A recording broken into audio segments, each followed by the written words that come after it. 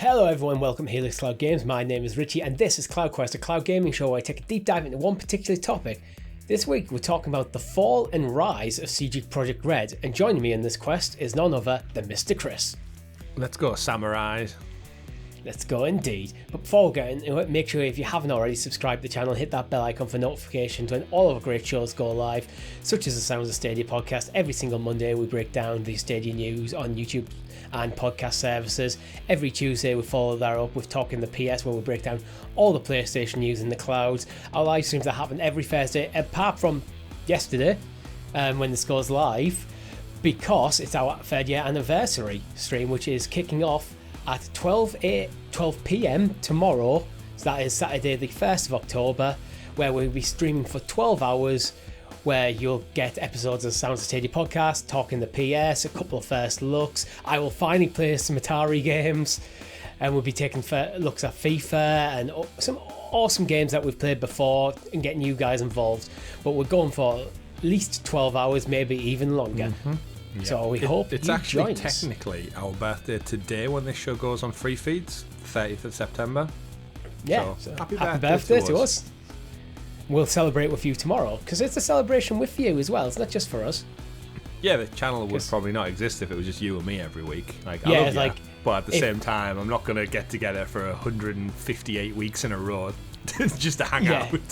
If no one was watching the show, I don't think we would have made it 3 years. So thank you very much for that.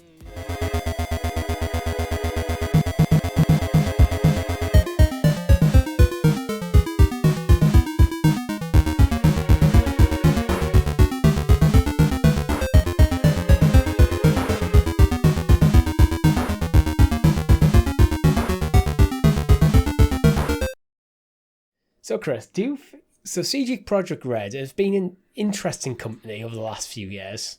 Mm-hmm. They went from being like kind of the darling in the eye of gamers to like back in July, their stock was apparently worth a quarter of what it was like compared to just before the Cyberpunk release.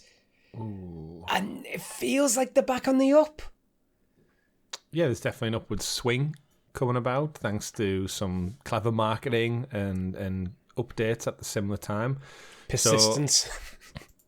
Or just sheer persistence, yeah. I mean, to be fair, like, I hadn't heard of CD Projekt Red prior to The Witcher fame, The Witcher 3 in particular, sorry. So Witcher 1 and Witcher 2 didn't even know existed at all. And to be fair, even the launch of The Witcher 3, I wasn't, as someone who was quite clued into the industry, didn't really hear or know much about it, and it was only the kind of the rising fame of how well that game was received that made me stand up and take notice of like, oh, maybe these guys are making quite good. Because let's face it, they'd only had really one big hit at that point, and they made a ton of money with it. Yeah, it's with the initial rise of them, you can like kind of track it through the Witcher games, because the first Witcher game was kind of a bit of a sleeper hit on PC. I think it might have been PC only initially. I don't even know if it's made its way to consoles. But I played it on PC. Thought, this is cool. I like this world.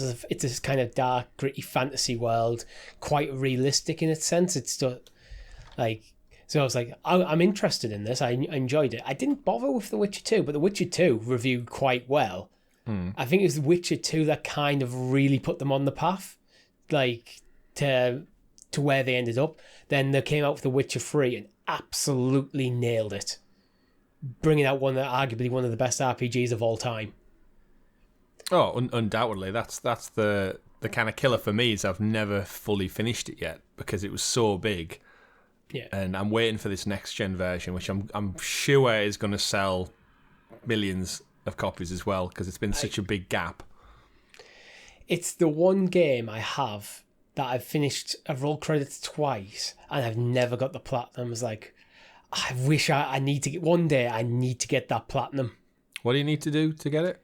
Oh, there was a few things. There's like the Gwent cards and stuff I needed to collect where I've missed one or two, and then but I didn't know where they were, so it's like.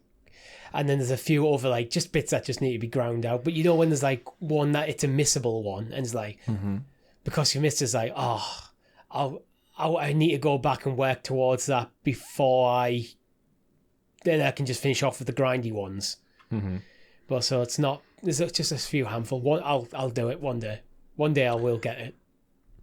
Interesting enough, you mentioned about The Witcher, Richie, the first game in particular. Yes, it was only released on Windows, PC, and funnily enough, published by Atari. Yeah, interesting. Nice little tie in there with you never refusing to play those Atari games, which we'll be playing tomorrow. So I have played an Atari game. I know. I played The Witcher. It looks like BioWare as well had something to do with it. It's possible. It does feel like it could have been like a bio. Bear in mind at the time you're looking like this is like early Dragon Age as well. 2007, yeah. Yeah. This is potentially even BioWare pre-EA. I'd have to let us know in the comments if might be, yeah. my timeline's right there. I haven't checked it. But yeah, I mean, with The Witcher 3, the disc came with like a message which reads, "Dear Gamer, first of all, we'd like to thank you for your support.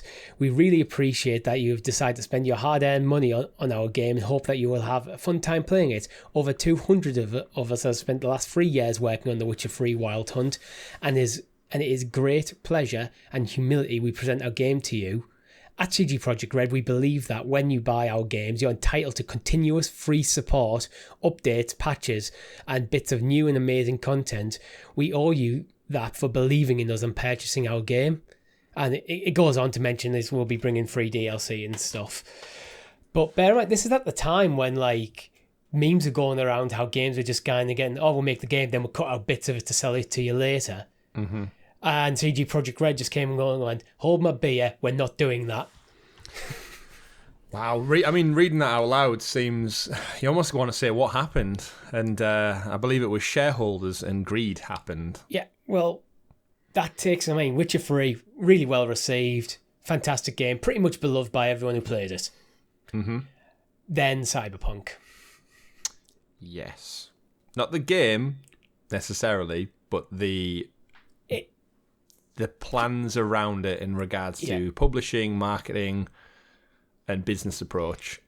It was in development for a long time. It was teased for a long time. And, well, it didn't deliver initially, in most people's views. We both played the Cyberpunk when it launched. I personally had a great time with it. You, not so much.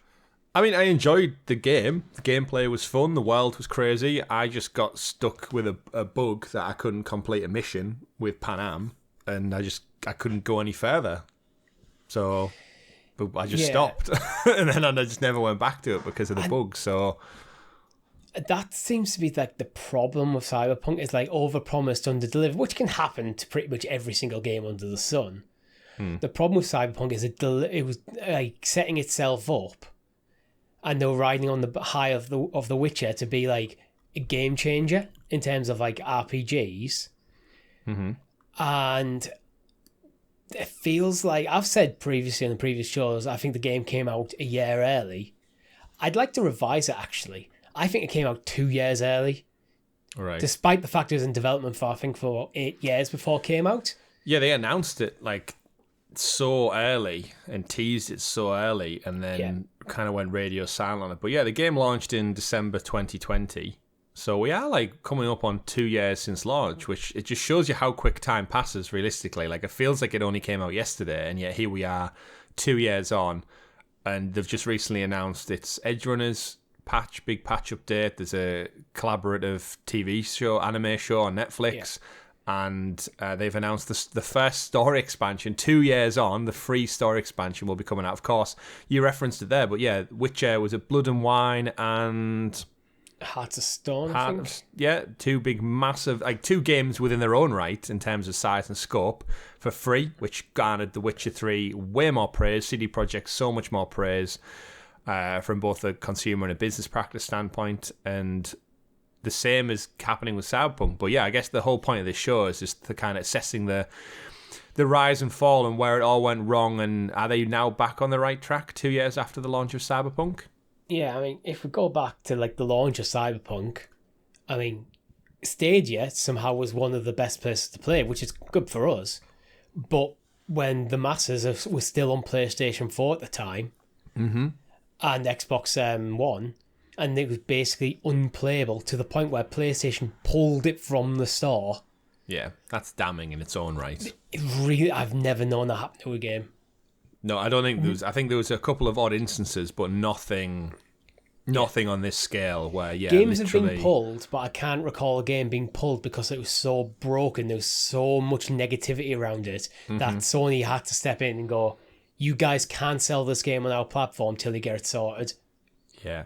There's kind of like a morbid curiosity about it where I would like to play the game on my base PS4, like dust it off and put it in and just see how bad the version does run on a disc format.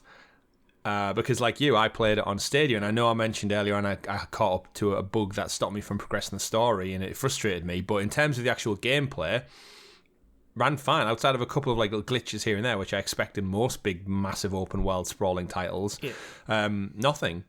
But again, it can be said, like, the next gen console, Series X and PS5 came out the month prior, and it ran best on there, but yeah, people on PC and Google Stadia were eating well that month with the launch of Cyberpunk. But it can't be mistaken that launching this early and launching on a platform of 130 million PS4s and however many million Xbox Ones, in the game just not functioning based at its core level is embarrassing from essentially a veteran in the industry. Now they've got 3 big titles out. Yeah, they're not novice amateurs when it comes to this release, and yet. Yeah, I wouldn't call them a veteran, but they were kind of the golden boy of the industry at the time. I mean, they knew what they were doing. Yeah. Like, and I'd love to be a fly on the wall to just hear because let's face it, the game devs, the designers, the storyboard artists, all them people probably didn't want to put the game out. Yeah, there'd be loads of people going, it's in the team going, it's not ready, we shouldn't be doing this, blah, blah, blah, blah, blah. And it was the bean counters, the hierarchy who make the decisions, who've obviously pushed them to launch this game to its detriment. And you could say it backfired, but the game still, as of April this year, has sold 18 million copies. Well, I'd argue it did backfire because although the game sold well, a lot of them they were pretty much forced to actually just refund straight up, refund a lot of people. And again, as I mentioned earlier, back in July, it was reported that their shares had plummeted by 75% since the launch of Cyberpunk. Yes, that's not good. It's not good, but do you think that many people actually went for a refund? Like, realistically? Like, what you're talking? Over 100,000 people? In terms of the cash flow, but it's when it's like this, people are pulling their money out of the company. That's the bit that's harming more than the refunds. The refunds is more of a bad PR situation. Yeah. It looks bad. As I'm saying, I would imagine most people just bought it and went, shit. Anyway, move on. It's probably, it'll be impacting your cash flow at the time, but your stock's falling, which means basically people just getting the money back out of that company. That's damning. That can destroy. Honestly, to fall that far, it's kind of surprising that they're still going. That's the sort of thing that could just kill the company outright. Yeah, if you're looking to garner funds for your next game, your next project, you need to obviously pay all your staff bonuses and all that kind of guarantees and your shareholders, and then start focusing on what your next project is. And if you've lost X amount of interest or investment, then yes, it could hamper the next design. And no surprise, they're going back to The Witcher well. They've announced there's a Witcher 4 in development. It's probably a good few years out still. And in the meantime, we've got The Witcher Next Gen, which is still due out this year. We should point out it's the end of September 2022 now. And they took it off... who was doing it for them? Someone, they basically took it off the hands and brought it in-house from... It was one of the Russian studios when the war in Ukraine kicked off, and they took it off of them and brought it in-house. But essentially, we're still expecting it, and it's still on track, I believe, for this year. So we should probably see an announcement within a matter of weeks saying that the next-gen Witcher 3 will come out this Christmas. Yeah, I think with The Witcher, I mean, that's probably being delayed. And we have to remember as well, this kind of downfall coincided with COVID. Like, COVID wasn't really a thing when I was playing Cyberpunk. Then fast forward a few months and the world shut down. That didn't help. So there's now firefighting to get Cyberpunk back up and running. They're getting it pulled off the PlayStation Store. Things like the next gen Witcher, that's going to be like, let's just push this aside. COVID was a thing. Was it in 2020? Oh yeah, will it March be? Yeah, 2020. So you were 7 months deep into lockdown COVID by when you were playing this game. Well, COVID probably did impact the development of the game. Oh, I mean, yeah, everyone had to suddenly start working. Like, while they were in the polish phase, you would think that last kind of 6 month run, everyone was working from home or couldn't travel or whatever the restrictions were. So, yeah, the final crunch to get the game ready for launch was obviously hampered, but let's face it, the game was a good year or so beyond that already. Crunch. This is another thing that kind of soured the company as well, because they were always kind of anti-crunch. But then the rumor, I think it was leaked that some of the staff were crunching on the run up to the release of Cyberpunk. Mm-hmm. And then it came out as a broken mess, which didn't help them at all. So I really hope that they learned the lesson. I think it's too soon to tell, because they haven't had another game release yet. But let's talk about where they are now, though. So where are they at now? Well, especially over the last few weeks, it feels like it's on a very much an upward swing. Yeah, being in that bubble of we read the gaming news media because we cover it on multiple shows on the channel, so we need to be clued in with what's going on in the world. And I listen to a lot of podcasts around it, and there's articles all over the place. I think the concurrent play daily users has shot up to 1 million since the Edgerunners patch and the anime show. I was saying to you on this week's Sounds of Stadia podcast that Edgerunners is fantastic. The anime Netflix series. I'm 3 episodes in. Blitz through them at such a quick pace. It's frenetic, it's fun, it's got a great world, and just being in that Cyberpunk Night City universe, it felt fun to be back in it, and it's gave me that itch to jump back into the game and play it again. And obviously a million other people, through hell or high water, they've found themselves going back to Cyberpunk and experiencing what should now be a functioning game. I'm sure it's still got loads of bugs and glitches, but you know what? Other companies get away with it perfectly fine. Look at Bethesda. They're almost famous for their jank. Yeah. And people are starting to weigh in on that. I understand it, but I think, was it Fallout 4? People were like, all right, okay, Bethesda, we can't keep giving you a pass on all this janky shit.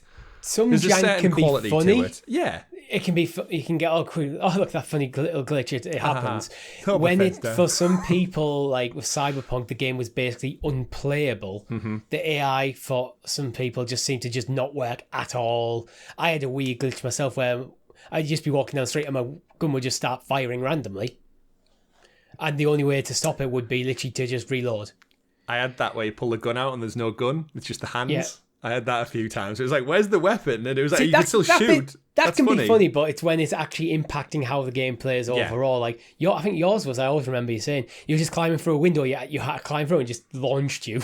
Yeah, it's a mission. I think it's with Panam. You break into I think it's a scrapyard, and yes, I think you're supposed to hide, and then a crew of people come by, and you're supposed to smash the window, climb in, and unlock the door from the inside. And every time the animation, to climb through the window happens, it fires you out a good 100+ yards into the middle of the desert, over the fence, past all the scrapyard, and you have to run all the way back, and you climb in the window, repeat. And to get the mission to progress on, I have to unlock that door and get whatever's inside the building. And I literally can't do it because there's no other physical way of me getting in the building other than via the window. So I'm just stuck in this loop. I went back to a previous save, played all the way up until that point, same again. So it might be patched now. I haven't touched it in over a year, so if I get that itch. But it's just interesting to see how we saw the same thing happen with The Witcher. Henry Cavill, TV show, pops off on Netflix. Everyone watches it, goes, Henry Cavill's great, love the show. And then we've seen sales of The Witcher 3 increase 300% over, even though it was an old game. And the same thing happened when Season 2 came out. And then now, anime kicks off on Netflix, and it was perfect. Whoever's idea it was to launch the Edgerunners patch at the same time as the show, they timed that to perfection. And I do think, seemingly they nailed the anime as well. I think that helps because people watch the anime because I think the concept of Cyberpunk was still very solid in people's minds. Yeah, there'll be a lot of people bought it. It was a bit of a broken mess. I'll put it aside till the patches till it's patched or it's fixed. It is a cool world. And not touched it. And then the anime comes out, you'll see a few episodes and go, this is really cool. I want to play the game now. Yeah. And it's also, if it's on sale, it's been out 2 years, so you can usually pick it up fairly cheap. So there'll be a lot of people just buying it now for the first time. People will put it off for oh, this is not doesn't sound it sounds a bit rough. Yeah, I'll wait till it's fixed. absolutely. It's a The really anime, clever I think, bit. could have been that. This is, I think, the spark that really gets it back on track. Yeah, it's a really clever bit of synergy across different outlets. And one of the examples I always go back to when I think of synergy is, as a kid, I went to Disney World, Florida in like 1998. Stupid, daft 8-year-old kid on a family holiday, going to Disney, had a great time. And while I was there, I went on a ride called Rock and Roller Coaster, and it featured Aerosmith, of all people. Just Aerosmith there, randomly doing a song, and then they invite you to go out the back and get in a big stretch limo that happens to be a roller coaster. You get launched off, and as you're going through the loops in the dark, it plays Sweet Emotion, Love in an Elevator, loads of Aerosmith classics, and you get off. And as a kid, I came home, I jumped on LimeWire with my 500 megabyte MP3 player, downloaded 10 Aerosmith songs from their greatest hits album, and ever since that day, I've been a fan. So I'm a fan of Aerosmith because I went to Disney World, which is just such an odd thing, but then through that cross-pollination of, if I hadn't gone on that ride and their brand was there, I wouldn't have done that. So I'm very curious to know how many people watch the anime show and by proxy of that then go buy the game and then love the game, then by proxy of that buy The Witcher, watch The Witcher show, and you've just got this perfect bounce back of like different brands across different outlets, all funneling in towards the shared success of the franchise, essentially. And I love it. And it's clever marketing at its finest. And I think they could do it across multiple things. I wouldn't be surprised, Richie, if there was like a synth pop Cyberpunk soundtrack that gets released at the end of the year with like the anime soundtrack or the game soundtrack. And there's people on Spotify listen to it. And then you've got another outlet and it all just links in. It's clever ecosystem marketing at its finest. And we'll see it again with The Witcher. When the next gen Witcher launches, you'll see more people watch it on Netflix again. You'll see more people buy and play the game. And Cyberpunk will probably benefit off The Witcher coming out as well. Yeah, I've just been reading through some of the user reviews and the Metacritic, because when we're talking about Cyberpunk and how it's kind of redeeming itself, I wanted to see how it's reviewing, like recently compared to before. Some of them I found, one I've just read, I've found hilarious. It's like, this was back in April, so not the most recent patch, but I think the previous big one. Mm-hmm. Patch is useless. It's still a very bad game and always will be like that because it was made by the worst game studio. It's like, okay, that's a fair comment. Yeah, it's like, no, it's not really a comment on the game. So that's basically zero. I do not like CD Projekt Red. Yeah, I just found it is funny. a bad game because I don't like football. Yeah. Okay. But I'm seeing a lot of 8s and 9s and 10s, actually. There's a couple of 7s. It's weird. There's a handful of things like 3s and 4s in there, where just I feels sometimes you read them like, even the new generation update cannot save this bad game. Ridiculous and trivial bugs like shooting at someone who sits but first gets up and then dies. Like 4. It's a very specific problem to ruin the entire experience of a full 40-hour game. That's the worst thing you could come up with for giving it a 4. Maybe being a bit harsh. Yeah, again, it's all subjective, I think. Yeah. CD Projekt Red have obviously committed to this. They've lost millions in shareholders and stuff, but they clearly believe in this brand, and they have stressed since that there will be a sequel to this game. We're probably a good decade out from it. But I think that they're aware they've got something with the Cyberpunk brand. I think visually it's cool, it's intriguing, it's futuristic. Like, let's face it, 2077, we're still a good few decades off of reaching that year. So they've got plenty of time to play with it and live in that almost Blade Runner world that they've created. Like, take us back to Night City. Tell us more stories. Like, the character they're writing in it was fantastic. The stuff with Johnny Silverhands and V and Panam and stuff, the relationship dynamics were very, very intriguing. And I had a great time with what I played. And I think, creating this world, obviously you've got the video game, you've got it's a board game, right? It was based on a board game initially, Cyberpunk. I'm not sure. It's a franchise. The franchise existed before the game. It wasn't quite novels like The Witcher, but Cyberpunk was a thing. I'm not sure, to be honest. And yeah, it just kind of it's in this kind of thing where, because they've committed to it, I feel like that gives the brand a bit of kind of credence that it's still going to be around. They're still going to commit to it. If you enjoy this game, we're making a sequel. There's a show that comes along with it. Like, between now and the sequel to the game coming out, we're probably going to see another 2-3 seasons of Edgerunners on Netflix now. I wouldn't be surprised if we get a spin-off of something. Whether that be like a mobile game or another show, maybe a live action Cyberpunk. And CD Projekt Red don't feel like the sort of company that would go into the mobile game space. The shareholders might beg to differ. They don't have any shareholders. Yeah. Oh yeah, I was going to say, I was like, what? Yeah. Yes, they do. Yeah. But no, if it doesn't. It feels like that's not in the ethos of what that company stands for. I get the impression, especially now, because of how much effort and time they've put into trying to get Cyberpunk right, that they made a decision. It was a bad decision to release it when they did in the state it was, and they probably regret it. And now I think it feels like they're working hard to win people back over. Mm-hmm. It seems to be working though. Yeah. Talking about the DLC, they have now committed to just one DLC rather than, because before that, I think they had several DLC planned plus also some multiplayer stuff. Yeah, it was down as stories, and then in the latest thing, it was story expansion singular. So it was like, oh, okay. But that could change if the new one, because they've got Keanu Reeves back. He's back for it, so that's given it some that superstar clout again. And I think if it does well, I could see more. I don't know. I think it's unlikely because I personally think it's time for Cyberpunk 2077 to be sunset a bit. It's been 2 years, and the game is finally getting to where it should be. And I want The Witcher 4, so yeah.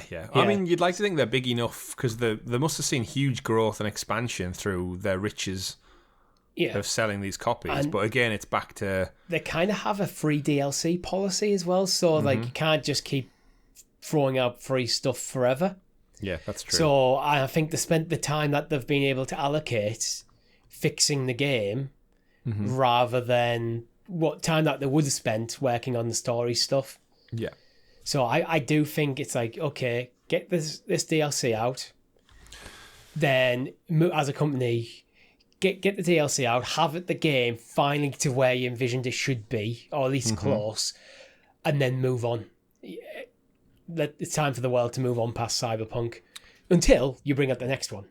Yeah. Have that. Cyberpunk 2078. Yeah. I wonder what they will call it. When you give something a number, it's always weird. Like Cyberpunk 2077 is like, I don't recall ever seeing the previous 2076 iterations of the game before this sequel came out.